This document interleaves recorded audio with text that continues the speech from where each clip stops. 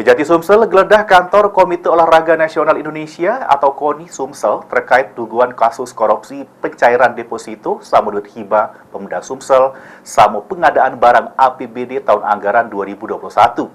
Juru penggeledahan ini sejumlah kardus berisi ke dokumen tahun 2021 diamankan.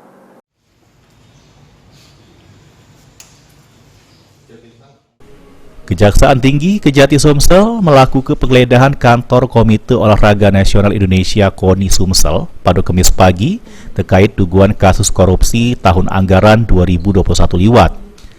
Terselit belasan tim penyidik Kejati Sumsel memasuki sikok-persikok ruangan yang diduga tempat penyimpanan berkas-berkas maupun bukti dugaan kasus korupsi pencairan deposito hibah Sumsel serta pengadaan barang yang bersumber pada APBD tahun anggaran 2021. Juru penggeledahan ini diamankan sejumlah kardus yang berisi ke dokumen-dokumen berkas tahun 2021.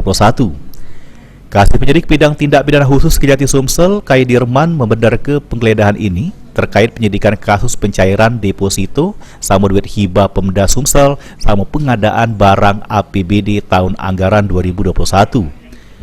Yang berhasil diamankan yakni dokumen-dokumen yang dibutuhkan selanjutnya dibawa ke Kejati Sumsel untuk diperiksa lebih lanjut. Melakukan penggeledahan dari dokumen yang dibutuhkan. Ini apa namanya itu? Memang kegiatan salah satu penyidikan begitu kan, salah satunya untuk melakukan penggeledahan apabila dibutuhkan. Bang, diamankan apa? Hah? Yang diamankan apa aja? Dokumen yang mana biasa. Komputer sendiri kalian? Komputer, tidak ada komputernya, tidak ada.